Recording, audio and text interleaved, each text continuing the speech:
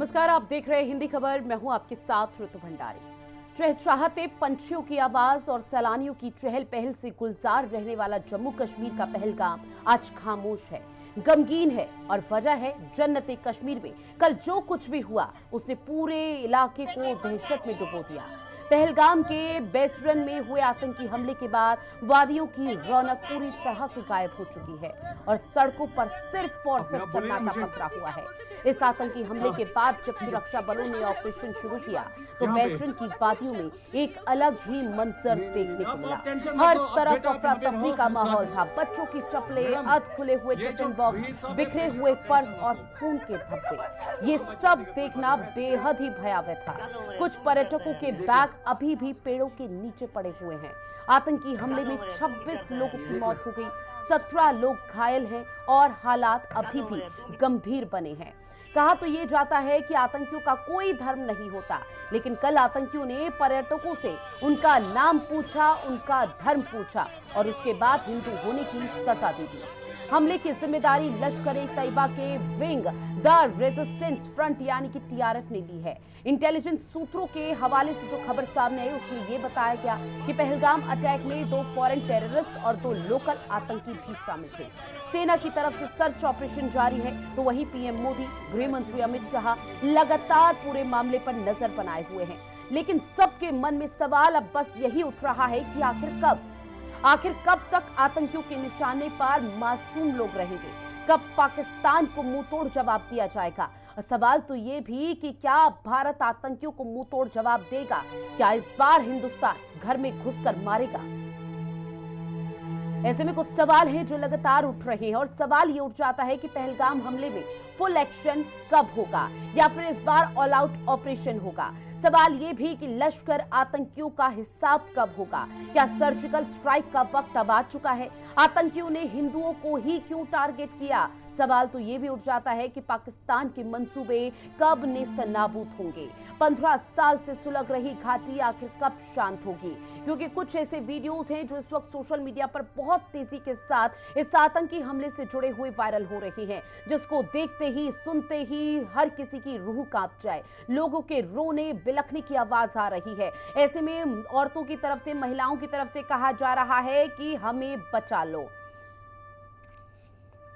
खास पैनल हमारे साथ जुड़ा हुआ है जिनसे आप सभी का तारुफ करा दे। IG R K. भार्गव जी जुड़ गए हैं जो कि रिटायर्ड रक्षा विशेषज्ञ हैं। बहुत स्वागत करती हूँ सर आपका। साथ ही हमारे साथ एच.एस. रावत जी जुड़े हुए हैं जो कि हिंदू धर्मगुरु से हैं और हिंदू धर्मगुरु आचार्य डॉक्टर आदित्य पांडे जी भी हमारे साथ जुड़ चुके हैं। आप दोनों का भी बहुत स्वागत करती हूँ हिंदी खबर में। शुरुआत आईजी आर.के. भार्गव जी मैं आप ही के साथ करूंगी। देश भर में आक्रोश है, उबाल है, नाराजगी है, सड़कों पर लोग उतरे हुए हैं। न सिर्फ लोग, अलग अलग संगठन यानी कि हिंदू संगठन के लोग, और महज एक ही आवाज सुनाई दे रही है कि आतंकी हमला इस बार मांगे बदला। तो क्या वो बदला देखने को मिल पाएगा सर? देखिए, इसमें मुझे कोई शक नहीं है कि सूनर और लेटर, यानी आज कल, या हो सकता है हफ्ते भर बाद या महीने भर बाद, क्योंकि कहते हैं बदला जितना आराम से लिया जाए उतना ही उसका स्वाद बढ़ा हुआ होता है। लेकिन अगर आप हमले को तुरंत हमला क्या? करें तो अभी जैसा खबर आ रही है कि पाकिस्तान ने अपनी सेना को अलर्ट मोड के ऊपर डाला हुआ है। हाँ। इसका मतलब तैयार है, उसे पता है कि हमारी तरफ से कुछ ना कुछ हमला हो सकता है। ऐसी हालत में हमला करना, ऐसी हालत में कोई भी एक्शन लेना अपने लिए नुकसान कारक भी होता है और काफी हद तक होता भी है। इसलिए अगर हम आज ही या अभी तुरंत उसके ऊपर बदला लेने की चेष्टा करेंगे तो शायद हम उतना सक्सेसफुल ना हो। जिस तरह से हमारे ऊपर अभी आतंकवादियों ने अटैक किया, जबकि एक तरह से मैं कहूंगा कि कश्मीर में सिक्योरिटी फोर्सेस में या बाकी गवर्नमेंट के अंदर एक कंप्लीसेंसी आई हुई थी कि हाँ ठीक है, आराम है, अभी कुछ नहीं है। बहुत टूरिस्ट भी वहां पर बहुत आए थे यही सोच करके कि हाँ ठीक है, अभी कुछ नहीं है। तो एक तरह से ये हम एक कंप्लीसेंसी में बैठे हुए थे। लेकिन यही कंप्लीसेंसी अगर हमारे एडवर्सरी में हो और तब हम उसके ऊपर हमला करें तो उसमें हमें काफी सफलता मिलेगी और दुश्मन को उसका एक सबक भी मिलेगा। तो इसलिए ये कहना कि हम अभी करें या तुरंत कर दें, ऐसा नहीं। इस चीज में सरप्राइज एक बहुत इंपॉर्टेंट फैक्टर होता है। नहीं लिया जाएगा, लेकिन बदला इस बार लिया जाएगा, लेना चाहिए लेकिन जब उसे उम्मीद ना हो। लेकिन भार्गव जी, इस बार जो आतंकी हमला हुआ उसको देखकर, या तस्वीरें जो अब तक सामने आई है, जो वीडियोस अब तक सामने आए, उसको देखकर ये नहीं लग रहा कि आतंकियों की तरफ से सब कुछ पहले से प्री प्लान था? अचानक धावा नहीं बोला गया, वहां जाकर मौके पर रेकी की गई थी। उन्हें पता था कि पर्यटकों की भारी संख्या में यहाँ पर मौजूद रहेंगे, कब कैसे मारना है, क्योंकि वहां पर जो लोग मौजूद थे सैलानियों से उनका धर्म पूछा, उनका नाम पूछा, कुछ लोगों की पैंट तक उतरवाई गई है, उसके बाद उनके सीने पर गोली दाग दी गई। हाँ बिल्कुल ठीक है। ये जो हमला हुआ है ये अचानक नहीं किया है उन्होंने, ये उन्होंने अचानक नहीं किया है। हमारे लिए अचानक हो सकता है, लेकिन उन्होंने इसके लिए पूरी तैयारी की है। जी। इस चीज के ऊपर पूरा उन्होंने सोच विचार किया है कि किस जगह पर किया जाए और कब किया जाए। और जैसी अभी खबर मिल रही है, जो भी आतंकवादी थे ये पीछे पाकिस्तान में कराची और मुजफ्फराबाद के साथ में कांटेक्ट में थे। उन्हें उनसे वहां उनको लगातार डायरेक्शन मिल रही थी, क्या करना है कैसे करना है, जी। ये उनको डायरेक्शन मिल रही थी।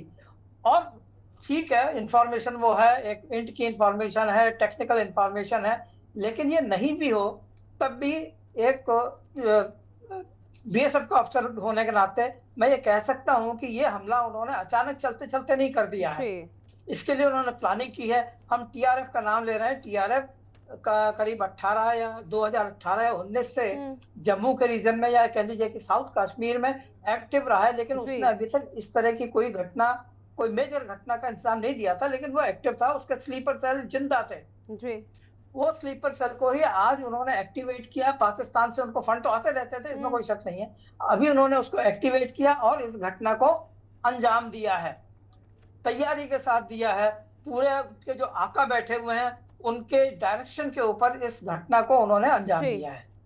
ठीक है सर, हमारे साथ दो खास मेहमान और जुड़ गए हैं। कर्नल टीपी त्यागी जी जो कि रिटायर्ड रक्षा विशेषज्ञ हैं, साथ ही हमारे साथ चौधरी इफ्राहिम हुसैन जी जुड़ गए हैं, इस्लामिक स्कॉलर। आप दोनों का भी बहुत स्वागत करती हूँ हिंदी खबर में।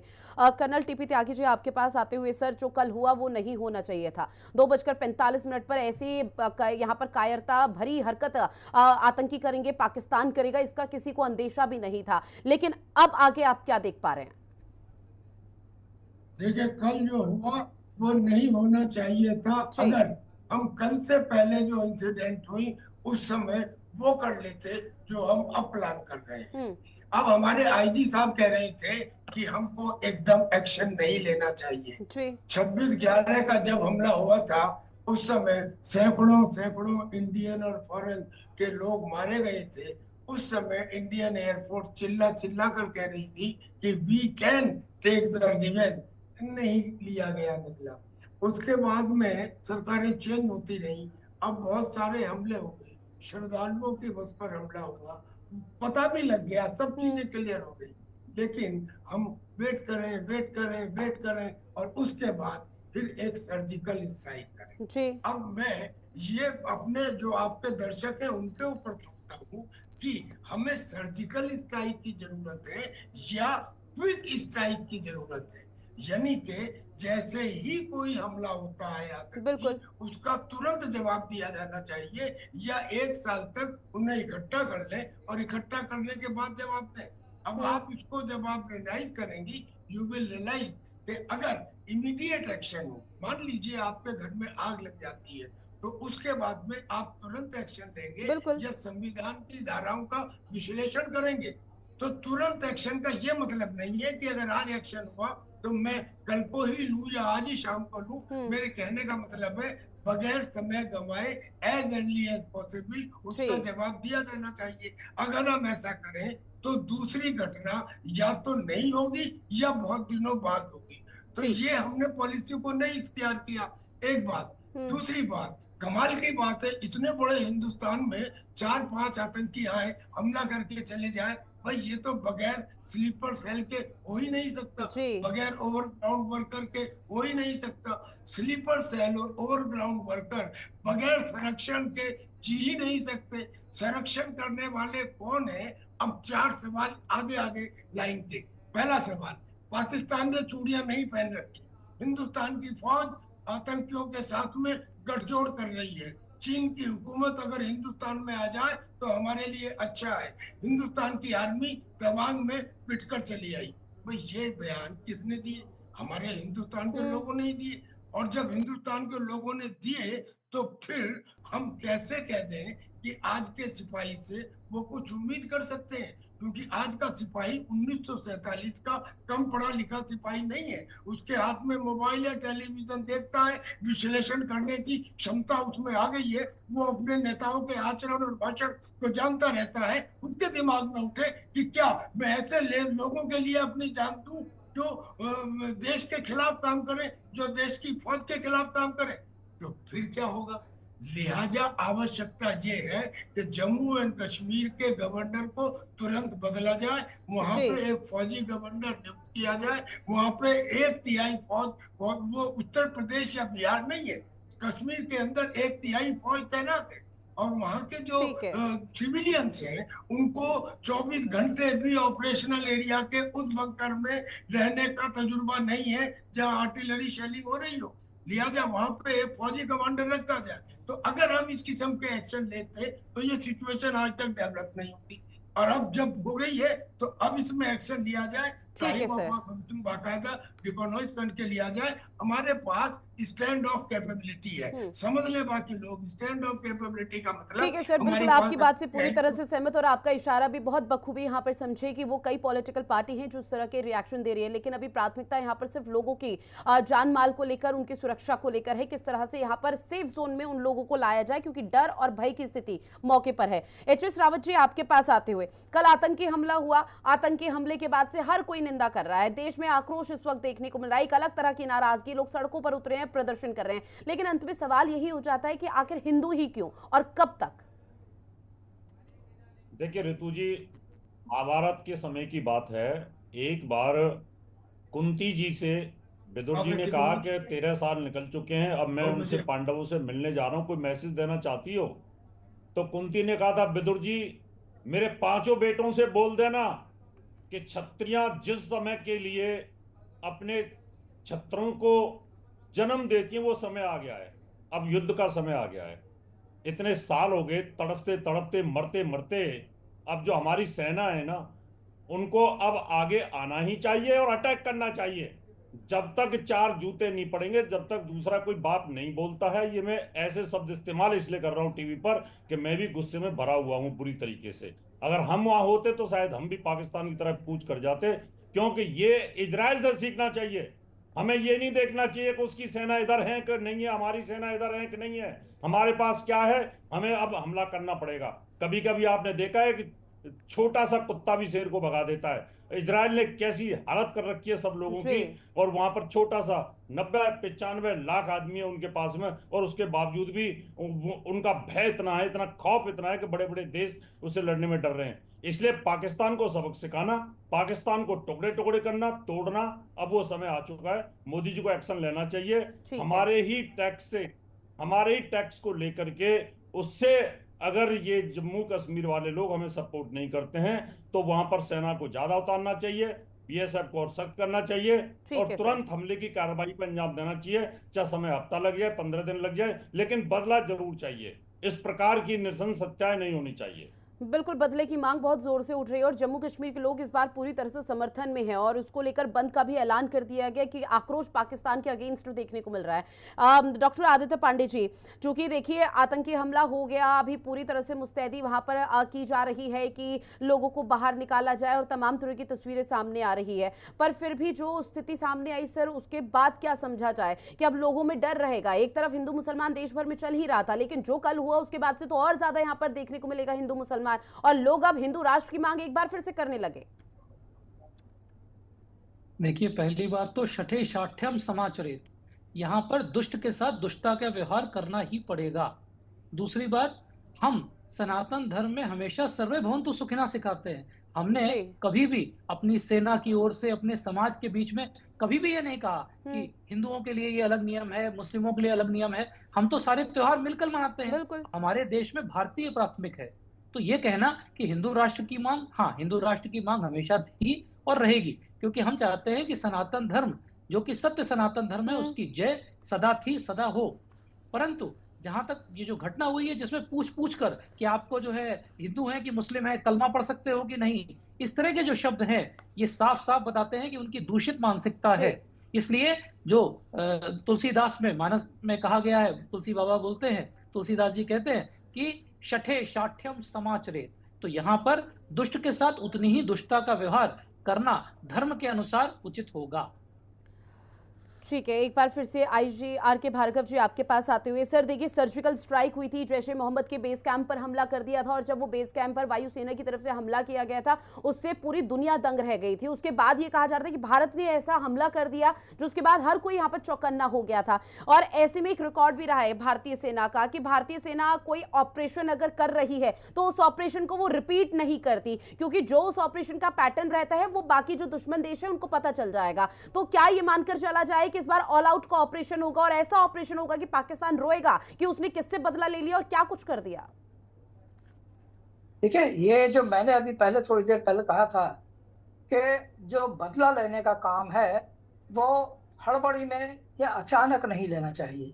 इसका मतलब ये नहीं था कि उसको इनडेफिनेट टाइम के लिए पोस्टपोन कर देना चाहिए।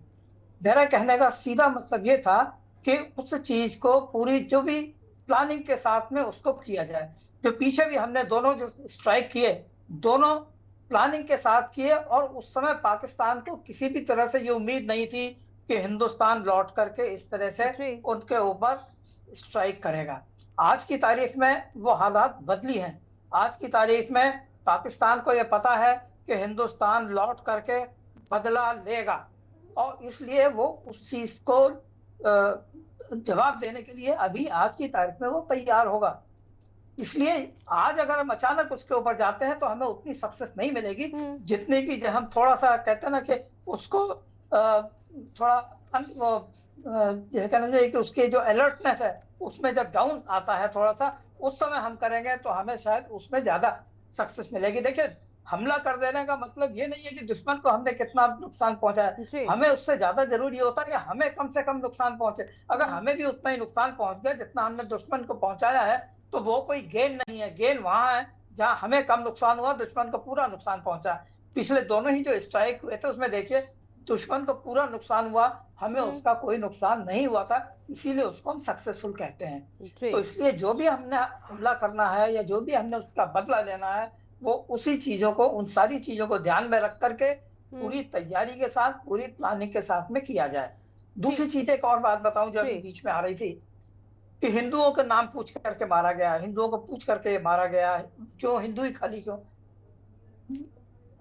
कश्मीर में आज भी एक बड़ा तबका वो है जो ये कहता है कि साहब जो अभी 370 हटाने के बाद जो वहां पर दूसरे लोग आकर के बस रहे हैं वो कश्मीरियत में इन्फिल्ट्रेशन कर रहे हैं, यहाँ का जो कश्मीरियत है उसको बदलने की कोशिश कर रहे हैं। और वो आ कौन रहे हैं भाई?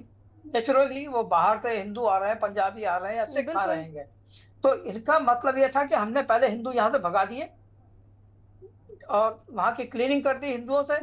अब उसके बाद जो वहां आने की कोशिश कर रहे हैं वो भी इस डर से ना आए कि देखिए यहाँ पर जब सर आतंकियों को ये भी तो रास नहीं आ रहा ना कि किस तरह से जम्मू कश्मीर में विकास हो रहा है, पर्यटक वहां पर पहुंच रहे हैं, क्योंकि एक समय तो वो भी हुआ करता था जब पर्यटक वहां पर पहुंचते थे और डर लगता था उनको, लेकिन वो अपनी जान से खेलकर अपनी उन चुनौतियों को पार करते थे। लेकिन आतंकियों को वो रास नहीं आ पा रहा कि विकास हो कैसे रहा है, जम्मू कश्मीर के लोग कैसे अब सीधा यहाँ पर आतंकियों का सफाया करने की बात कर रहे हैं। एक खास मेहमान और हमारे साथ जुड़ चुके हैं चौधरी इफ्राहिम हुसैन जी, जो कि इस्लामिक स्कॉलर हैं। सर, कल एक बड़ा आतंकी हमला हुआ, उसे आप लोग कैसे देख रहे हैं? ये जो आतंकवादियों ने कायराना हमला किया है और हमारे भारत के 26 बेगुनाह और निर्दोष लोगों की हत्याएं हुई हैं, तो इससे पूरा देश आक्रोशित है और हम भी बहुत दुखी हैं और पूरी बदले का हम अब जवाब चाहते हैं, पूरा देश जवाब चाहता है।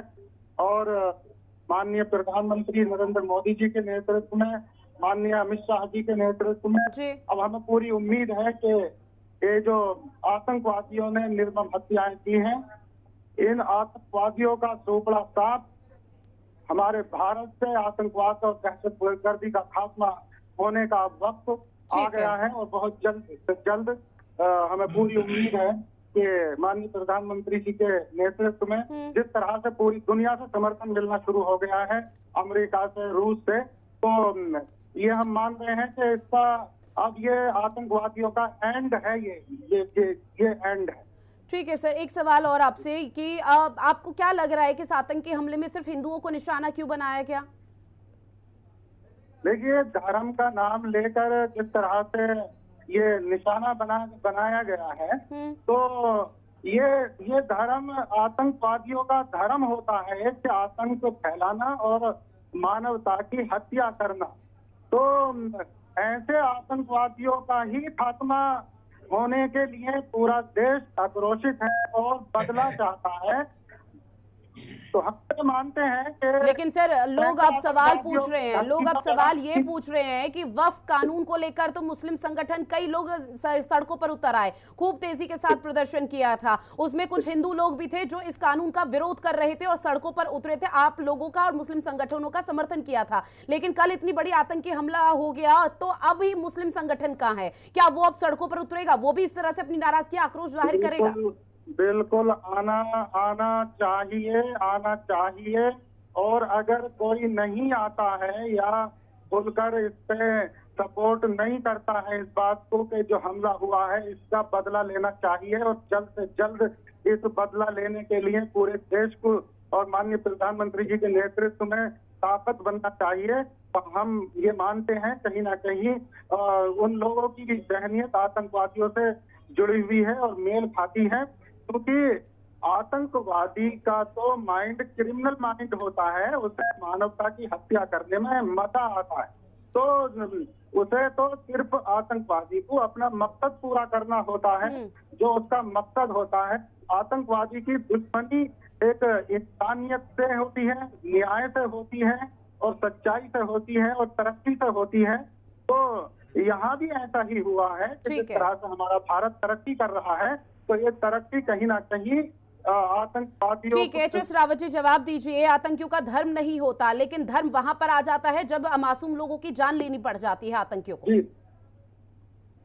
देखिए रितु जी, सबसे बड़ी बात ये पूरे वर्ल्ड के अंदर आतंकवादियों का एक धर्म है अल्लाह अकबर, और पूरे वर्ल्ड को इन्होंने तहस नहस करके रखा हुआ, पूरा वर्ल्ड बेचैन है। इसकी वजह से सब में अशांति का माहौल पैदा कर रखा है इन लोगों ने। और जब ये हत्याएं करते हैं तो अल्लाह अकबर, किसी की गर्दन काटते हैं तो अल्लाह अकबर, किसी को हत्या करते हैं तो अल्लाह अकबर, और ये आपस में भी वही हाल कर रहे हैं।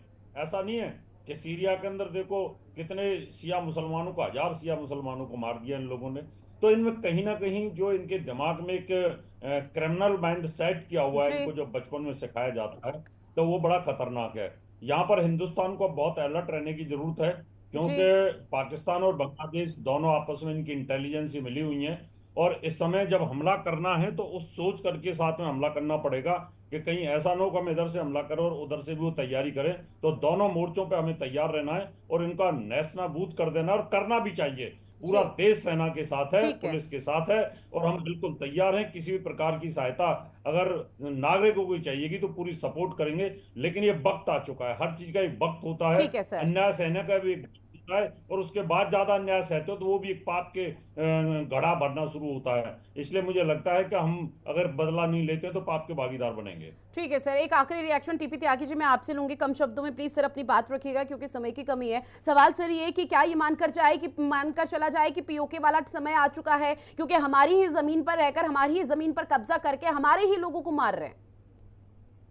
देखिए, फौज के अंदर हम पूरे टाइम ये ढूंढते हैं कि दुश्मन कमजोर कहाँ है। जहाँ कमजोर है वहाँ तादाद से ज्यादा ताकत लगाते हैं ताकि विजय सुनिश्चित हो। पाकिस्तान इतिहास में आज तक इतना कमजोर कभी नहीं था जितना आज है, चाहे उसमें बलूचिस्तान लिबरेशन आर्मी हो, तहरीके तालिबान पाकिस्तान हो, या अफगानिस्तान का तालिबान हो, या इस्लामिक स्टेट खुरासान हो, और या पाकिस्तान ऑक्युपाइड कश्मीर के लोग हो। ये सब पाकिस्तान की आर्मी के खिलाफ है। इससे ज्यादा बेहतरीन मौका और कौन सा होगा, क्योंकि इसमें अब ये अटैक हुआ जो वहां पे हुआ है। लिहाजा now there should be a decisive action, but now onward there should be immediate action.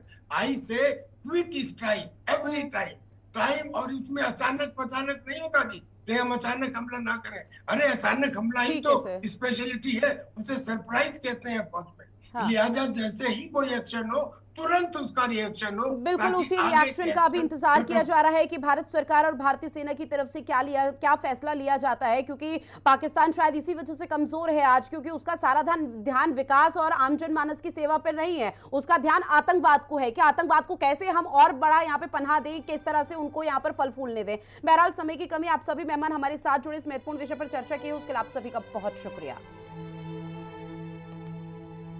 खास पेशकश में इतना ही। देश और दुनिया की बड़ी खबरों के लिए आप बने रहिएगा हिंदी खबर के साथ। नमस्कार।